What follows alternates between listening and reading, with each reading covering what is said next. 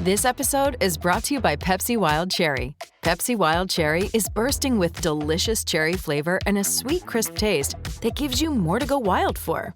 Getting wild may look different these days, but whether it's opting for a solo Friday binge watch or a big night out, everyone can indulge in their wild side with Pepsi Wild Cherry. Also available in Zero Sugar. So grab a Pepsi Wild Cherry and get wild.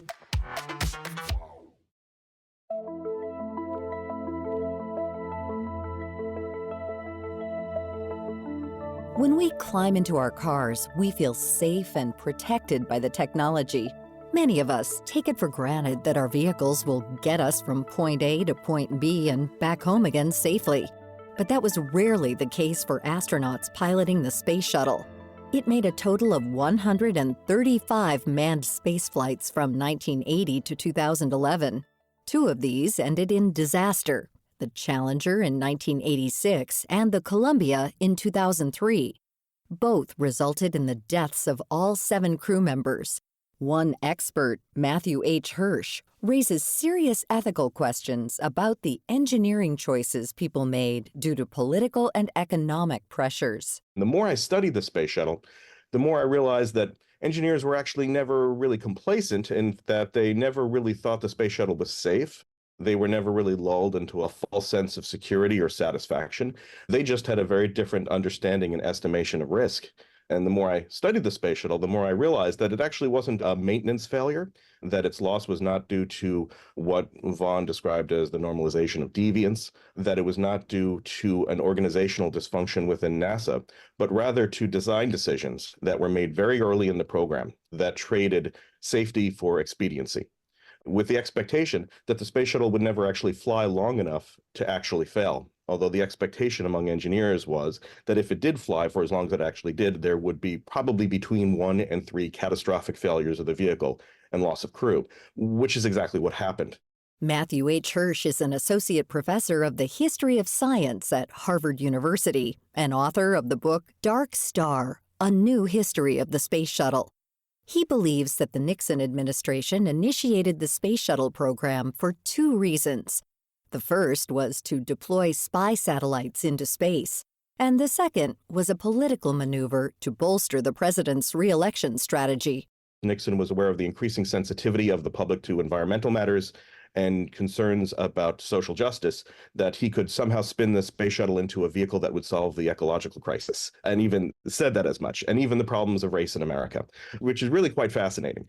So with one fell swoop, he could create a kind of space vehicle that would solve all of his leading geopolitical and domestic political problems.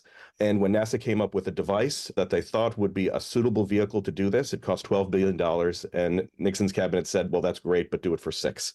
And that led to the problems that were encountered. I think it actually was quite clever for these scientists and engineers to come up with something that looked like a space shuttle that they could build for half the money. But at the time they said, this is not safe. And this is not something that you're going to want to keep for a very long time because it doesn't do what you need it to do.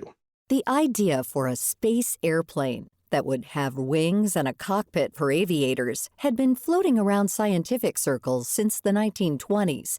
German engineers said the design would be impractical and dropped the idea.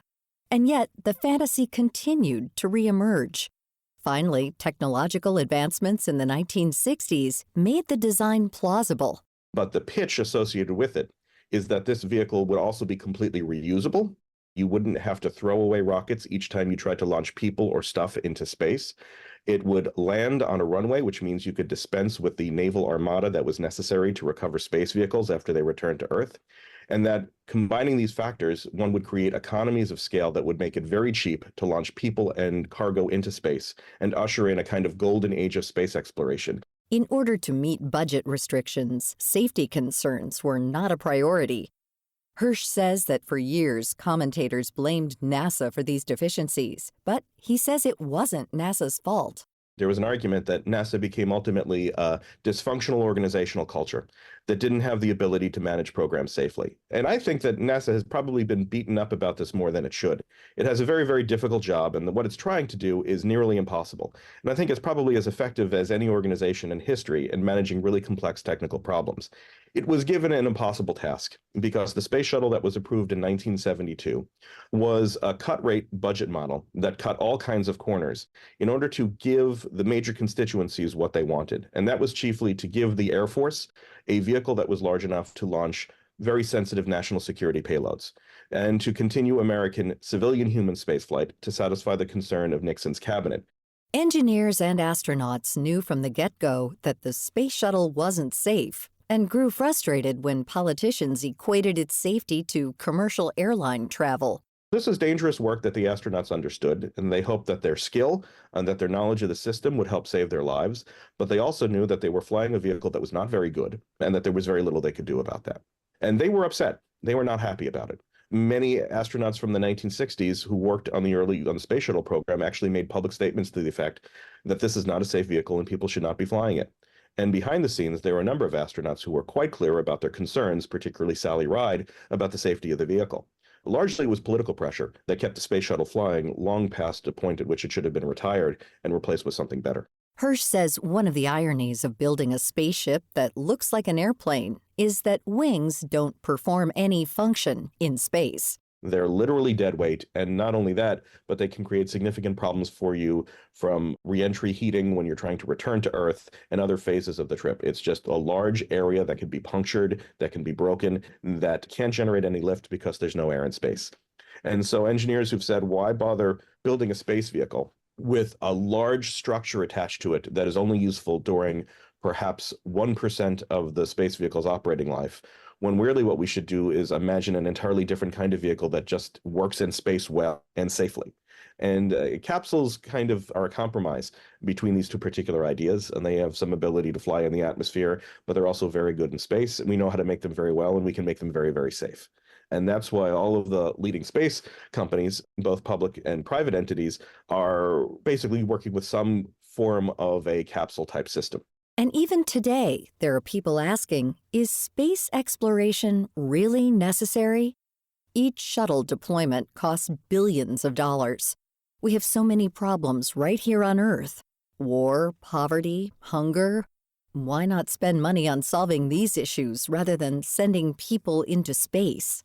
The question that has motivated most pioneers of space exploration has been the idea that humanity will never survive as a single planet species. Whether due to accident or neglect, our planet will become uninhabitable, and humans have to be prepared to travel to other worlds if we wish for our culture to survive into the future. That is a really tough sell with Congress. It's hard to get anyone to think on a time scale of 100,000 years. And others say that space exploration serves a vital national cultural function, that our idea of ourselves demands that we do this. At the end of the day, Hirsch believes the reasons why we explore space are to advance human invention and innovation.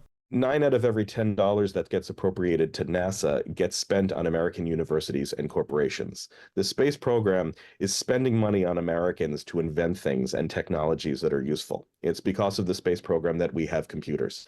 It's because of the space program that we have a lot of the materials and other technologies that we use today. The United States government has been a profound and important, probably the most important incubator of science and technology, I would argue, in the history of the world. Next week, in the second half of the show, we'll speak with one of the former Space Shuttle program managers for a behind-the-scenes look at the Space Shuttle program. Matthew H. Hirsch's book, Dark Star, A New History of the Space Shuttle, is available now online and in select bookstores. To find out more about our guests this week, visit viewpointsradio.org. For more behind the scenes, search Viewpoints Radio on Instagram, X, and Facebook. This segment was written and produced by Polly Hansen. Our executive producer is Amira Zaveri. Our studio manager is Jason Dickey. I'm Marty Peterson.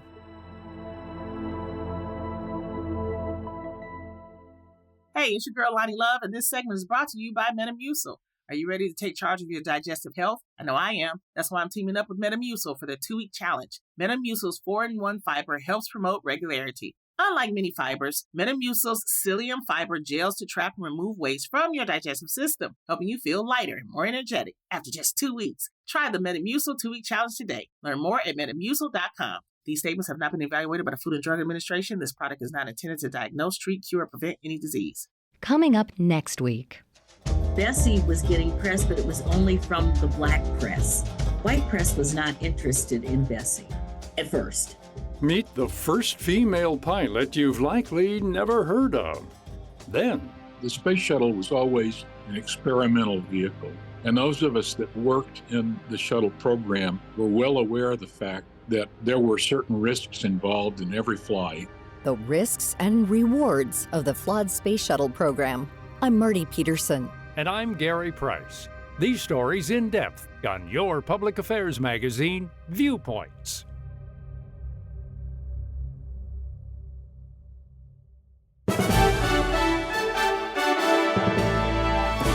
And that's Viewpoints for this week. Follow us on Twitter, Facebook, and Instagram to learn more about upcoming shows and find a library of past programs on Apple Podcasts, Google Play, and Spotify. Plus, you'll always find previous segments and more information about our guests at viewpointsradio.org. Join us again next week for another edition of Viewpoints.